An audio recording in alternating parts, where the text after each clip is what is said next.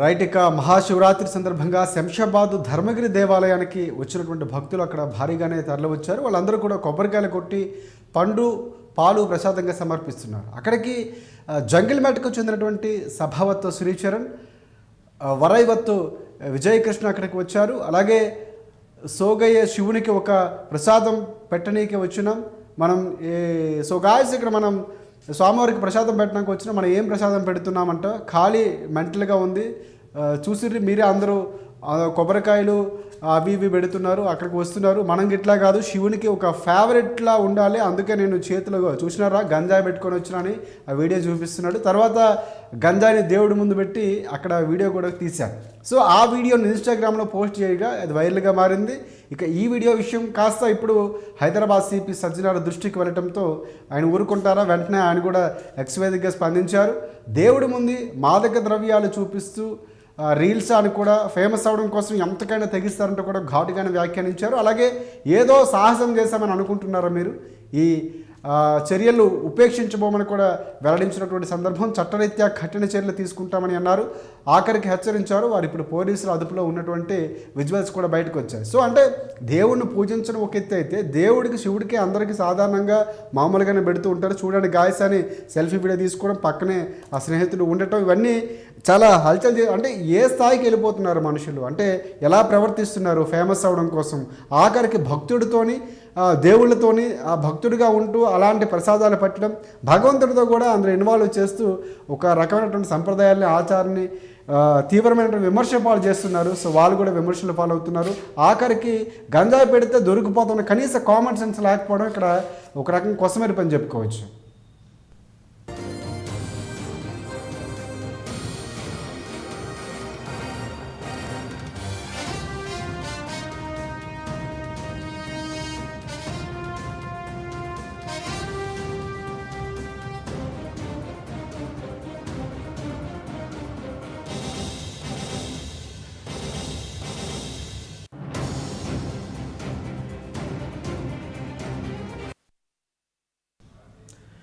Right. అయితే ఈ video ఇన్స్టాగ్రామ్లో వైరల్ కావడంతో నెటిజన్లు ఆగ్రహాన్ని వ్యక్తం చేస్తున్నారు. ఈ విషయంపై హైదరాబాద్ సిపి సజ్జనార్కు ఫిర్యాదు కూడా చేశారు. దీంతో రంగంలోకి దిగినటువంటి టాస్క్ ఫోర్స్ పోలీసులు యువకులనిద్దరిని కూడా బడంగపేటకు చెందిన వారిగా గుర్తించారు.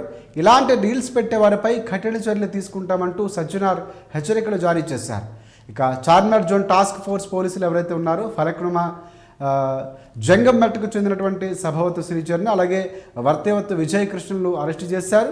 తదుపరి చర్యలు నిమిత్తం వారిని ఫలక్నుమా పోలీస్ స్టేషన్కు తరలించారు. సో పోలీసులు కాడికి అప్పగించిన తర్వాత సోషల్ మీడియాలో వచ్చేటటువంటి లైకులు, వ్యూస్ కోసం మిమ్మల్ని కాపాడవు, అవి ఎప్పుడు మిమ్మల్ని రక్షించవు, అవి కేవలం క్షణికానందం మాత్రమే ఇస్తాయి, కానీ చట్టం వేస్తే శిక్ష మాత్రం జీవితకాలం వెంటాడుతుంది అంటూ పోలీసులు ఒక రకంగా హెచ్చరించారు. సో ఇది విధంగా పోలీసులు వారికి హెచ్చరించడం కేవలం వాళ్ళకి మాత్రమే కాదు, అంటే భక్తి పేరుతో దేవుడికి ప్రసాదంగా గంజాయిని పెడుతున్నామనేటువంటి చెప్పిన యువకులకు సంబంధించిన రీల్ ఎక్స్వేదిగ్గా హైదరాబాద్ నగర పోలీస్ కమిషనర్ సజ్జనార్ ట్వీట్ చేసినటువంటి సందర్భం కానీ, ఈ వ్యవహారంపై తక్షణమే స్పందించిన చార్మినార్ జోన్ టాస్క్ ఫోర్స్ పోలీసులు ఫలక్నుమా జంగల్మెట్కు చెందినటువంటి వారిద్దరిని కూడా అదుపులోకి తీసుకున్నారు. సో ఈ అంశాలన్నీ కూడా వారిని ఫలక్నుమా పోలీసులకు అప్పగించిన తర్వాత ఒకసారిగా హల్చల్ చేసినటువంటి సందర్భం కనిపిస్తుంది.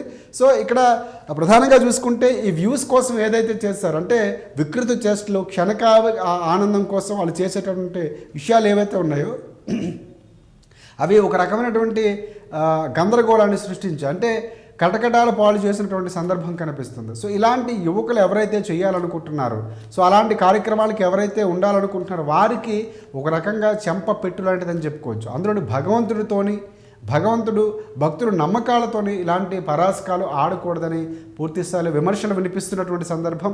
సో వాళ్ళు డీల్ చేసేటప్పుడు కూడా హాయ్ గాయస్, ఇదేదో మేము ఎక్కడికో ఒక ఎగ్జిబిషన్కి వచ్చినట్లు చెప్తున్నారు, అది భగవంతుడి ముందు. సరే దర్శనం చేసుకోవడానికి వచ్చామంటే బాగానే ఉంటుంది. సో అందరూ పెట్టేలాగా మేము పళ్ళు, కొబ్బరికాయలు, పాలు పెట్టాం, మేము గంజాయి తీసుకొచ్చాం, గంజాయిని పెడతామని చెప్పడం. సో అంటే ఇక్కడ ఏమనుకుంటున్నారు, ఎవరు ఏమీ అనరు. ఇప్పటికే హిందూ సమాజం పైన లేకపోతే విశ్వాసాల మీద చాలా వరకు విమర్శలు చేస్తూ, లేకపోతే దాని ఏదో ప్రోపగండలాగా నెగిటివ్ తీసుకెళ్లే ప్రయత్నాలు చాలా జరుగుతున్నాయని విమర్శలు వస్తున్నాయి. సో అలాంటి వాళ్ళు ఆవేదన చెందుతున్నారు. ఇలాంటి వాళ్ళు చేయటం సో ఇంకా కొత్త రకంగా, అంటే వ్యూస్ కోసమో లేకపోతే వారు ఫేమస్ అవ్వాలనో పిచ్చి పిచ్చిగా ప్రవర్తించడం అనేది ఒక రకంగా ఆలోచింపజేయాల్సిన అవసరం, ఒక రకంగా చెంపబెట్టలేదు. పోలీసులు వారిపై చర్యలు కూడా తీసుకుంటున్నారు. సో ఇలాంటివి చేద్దాం. మీరు ఫేమస్ అవ్వాలనుకుంటే కొత్త విషయాన్ని చెప్పడమో, కొత్తగా ఏదో జనాలకి చెప్పడమో చేయొచ్చు, కానీ దేవుడితోని పరాచకాల, సో భక్తుల నమ్మకాలపై పరాచకాలు ఎందుకు చేయాలన్నటువంటి విమర్శలు వినిపిస్తున్నాయి. సో ఇది ఒక రకంగా చెంపబెట్టలాంటిది. పోలీసులు కూడా గట్టిగానే రియాక్ట్ అయ్యారు. సోషల్ మీడియాలో పెట్టడం అది కాస్త కొంత విమర్శలకు దారితీసింది. నిజంగా చేసుంటే ఎవరికి తెలియకపోతే ఒకలా ఉండేది, కానీ సోషల్ మీడియాలో పెట్టడం, పోలీసులు రియాక్ట్ అయ్యేటువంటి సందర్భం వారిని అదుపులోకి తీసుకున్నారు.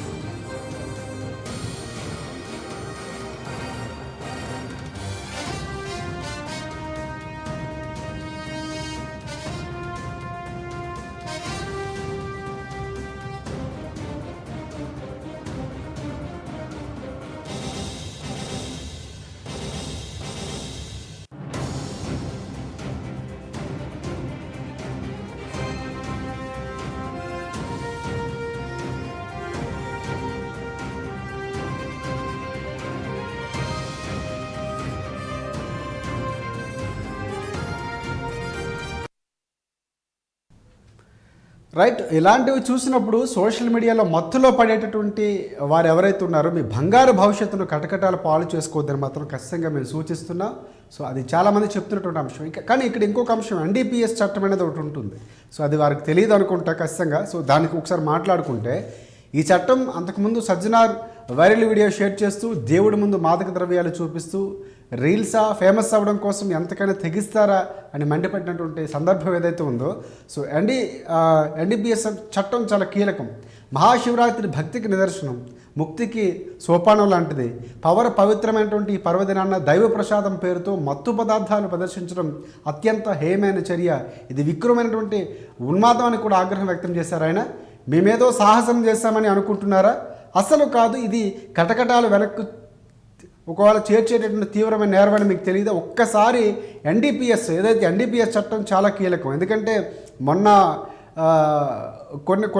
కొంతమంది ప్రసాదాల్లో అలాంటి ఒక విషయాన్ని కలిపే ప్రయత్నం చేసే సందర్భం ఏదైతే వచ్చిందో, మాదక ద్రవ్యాల అంశాలు ఏవైతే ఉన్నాయో, మత్తు పదార్థాలకు సంబంధించి అలాంటి అంశాలకు ఎన్డీపీఎస్ చట్టాన్ని ఉపయోగిస్తారు.